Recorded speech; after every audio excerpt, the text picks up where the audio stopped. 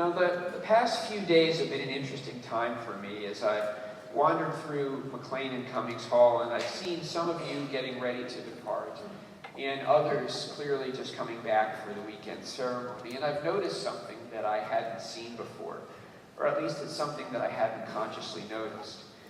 Sometimes alone, sometimes in small groups with your friends, I've seen several of you, and you know who you are, having your picture taken outside the McLean building in front of the granite carving that sits just outside the entrance, in front of the words of our founder, Sylvanus Thayer, which remind us that our goal is to prepare the most capable and faithful for the most responsible positions and the most difficult service.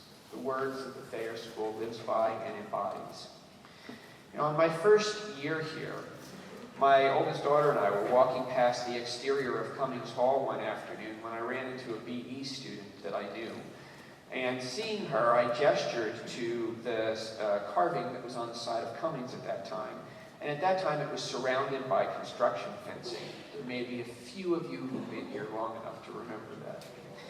I pointed to the construction fencing and the sign beyond, and I simply said, "What do you think?" And without the slightest hesitation, and knowing exactly what I meant, she said, "I find it inspiring." I remembered her words each time I've seen one of you having your picture taken these past few days in front of those words outside of McLean.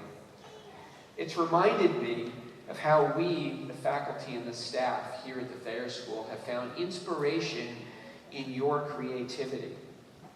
Creativity that was evident in the classroom, and in the Great Hall, and in Murdo, and in the Couch and Fahey labs late, sometimes very late, into the night.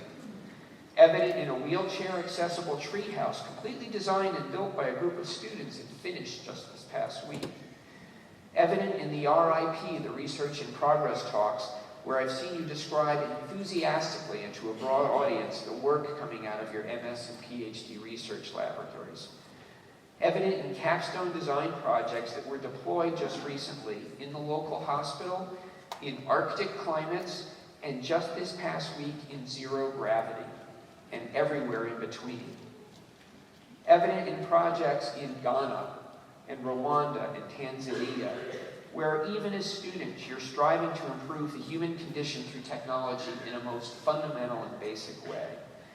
And evident in national student innovation competitions, in a business case competition that you, our students, our MEM students, initiated, in a hybrid car competition where you led the way, not at Dartmouth, not nationally, but globally, to teach us all that the challenges are inherent in bringing together different engineering disciplines, electrical, mechanical, even chemical, around a shared long-term societal goal. And seeing this, it also reminded me of how we, the faculty and the staff, have also found inspiration, not just in your technical accomplishments, but in your clear sense of community. Just a few examples, how many of you, so many of you, from ABs to PhDs, this past year reached out on your own time to middle school students in this community and got them excited about engineering and technology through programs like After School Science, Lego League, and Solar Sprint. Or groups of graduate students who went to David's House, a home away from home for children receiving treatment at the Children's Hospital at Dartmouth Hitchcock Medical Center, and mentored and supported the siblings of these sick children. What incredible good fortune we have working with such an incredible group of students. As I say each year to you in the audience, the families and the friends of our graduates, we thank you for lending us this extraordinary group of talented individuals for this far too short period of time.